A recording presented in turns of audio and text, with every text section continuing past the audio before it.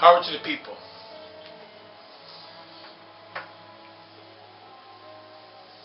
We need to understand connected reality as it is here now. As a humane being and a Chicano de Aztlán, I'm concerned about what's going on in this country called the USA. I am just sharing this with whoever sees this, and also for my own self-clarification. We have a situation now where, the so-called government is in shutdown mode. The government is broken. This shutdown will end eventually. If the U.S. doesn't go into default, yet it's still broken. We live in the divided states of the USA. We're really not united as one people. We're divided along class lines. First, economic class. We're divided in terms of different what we perceive as races of people: black, brown, yellow, white. And we're divided in terms of our so-called nation, our country of origin. This country was originally in the domain of its original native indigenous people.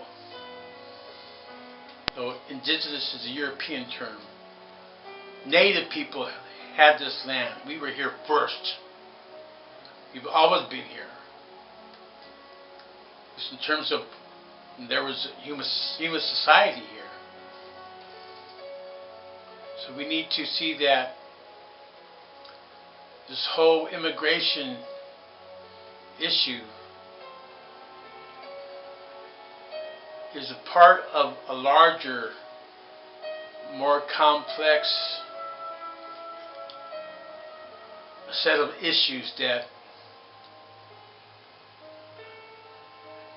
have negative effects upon the whole country, indeed the world.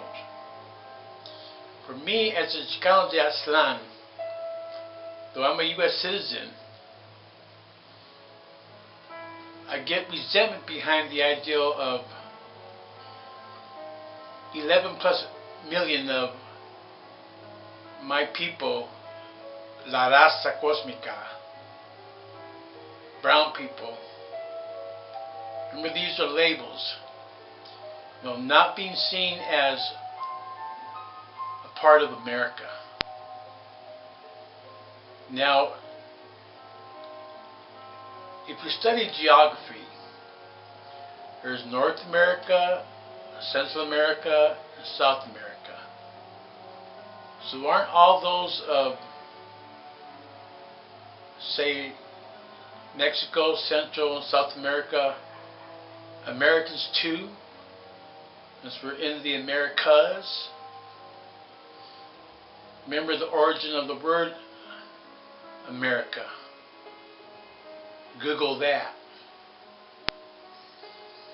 So I identify at least the U.S. Southwest as Aztlán. So the country is in a lot of chaos. Many of its people are really, really confused. To me, the major obstacle to a united People's Liberation Movement in the USA is still that old demon, white racism. Now, the white man doesn't have to insist upon his whiteness. He doesn't have to delineate himself as I'm white. It's apparent. Now, with what I'll call as a general term, la raza cósmica, the cosmic race, not in the cosmic race as in any kind of superiority way, just the cosmic race. We're in a way different state of being and mentality than so-called white America. As a Chicano, I'm not really a Mexican in the sense where, I don't speak Spanish fluently. I wasn't born in what is now known as Mexico. And yet, I am not really fully an American.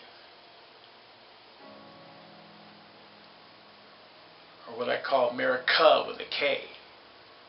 America is dominated by white people. They're still the numerical majority right now, though that's going to change in the future. So we need to see that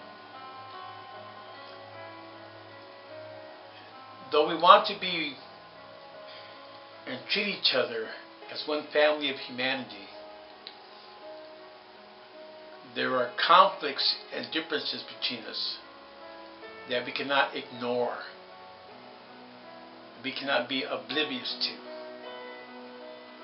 The ideal say of being colorblind is stupid. The ideal of judging a being, a human being, by the context and the content of their character, and not the color of their skin, is a good principle. The same way as if we dare to judge, judging a human being not by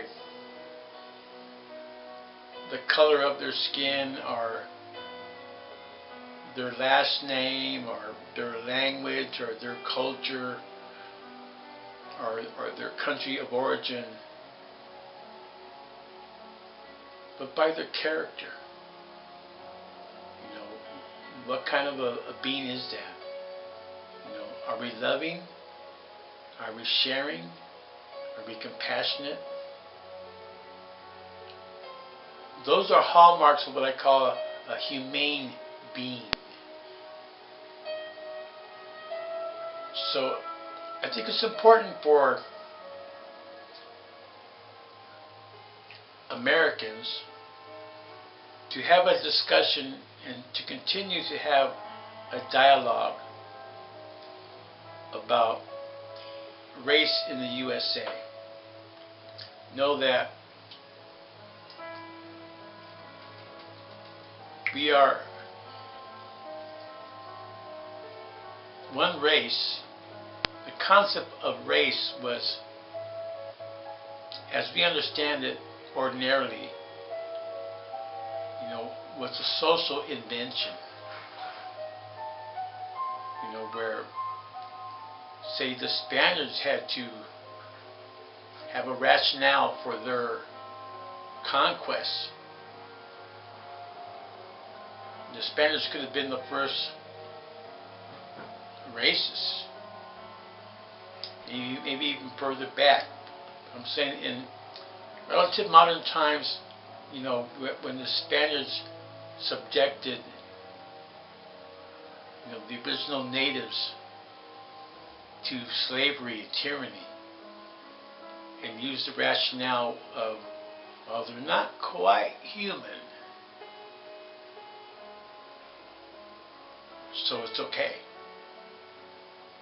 You know, study the U.S. Constitution. I believe a native was, an Indian was considered 3/5 of a man. You know, a black slave wasn't even considered a man. So we've gone far, you know, since those days. But not as far as we need to go. That's like saying, well, once you're in the desert without water, and now you're in a valley with water. We still got far to go, and we need to have a healthy dialogue about who we are, about what is race, what is racism, and to be able to discuss these matters as humane beings. You know, not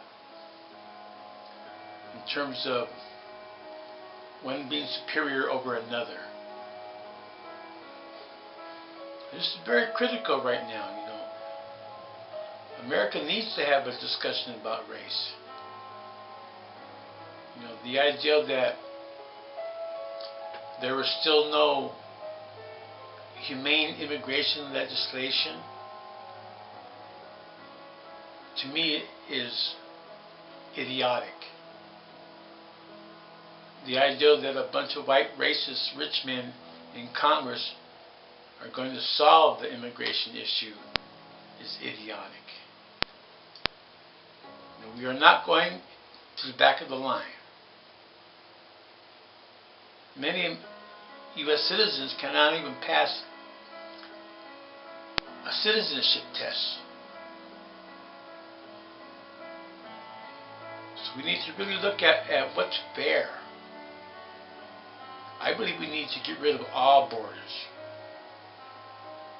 We need to see all of Mother Earth as it is. One planet. And there is no planet B. If we do not unite as a family of humanity with all the dangers that threaten our survival as a species, we do not come together, chances are we are going to perish as a species upon Earth. You know, there are a lot of things going on that others don't even want to concern themselves about, because they think it's like, oh, that's hundreds of years away, why worry about that? There's only so much oil. You know, look at chasing ice. You know, look at the immense danger that we're in as a species, let alone our divisions about class and race and sex and tongue and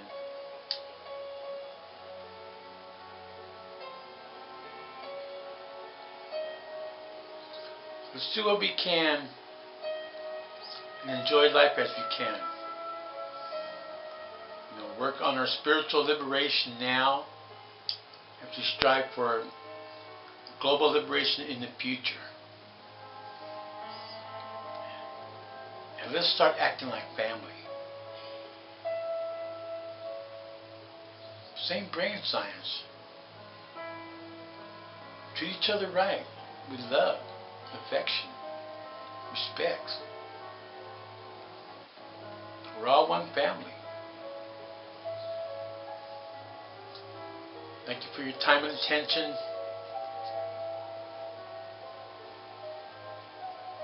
And keep love in your heart for yourself and for all people.